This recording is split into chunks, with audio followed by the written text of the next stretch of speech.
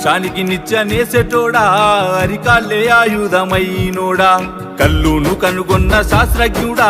తల్లి ఎల్లమ్మకు వారసుడా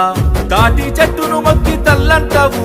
ఈతవనమే నీ ఇల్లంటవు మొగు ముత్తాదులే రెండు కల్లంటవు నీ వృత్తి కత్తిసామే గౌడన్న ప్రాణంతో చెలగాటమే ముంతేడు కల్లు కోసం ఎంతటి త్యాగాని కొడిగడుతవే నీ వృత్తి కత్తి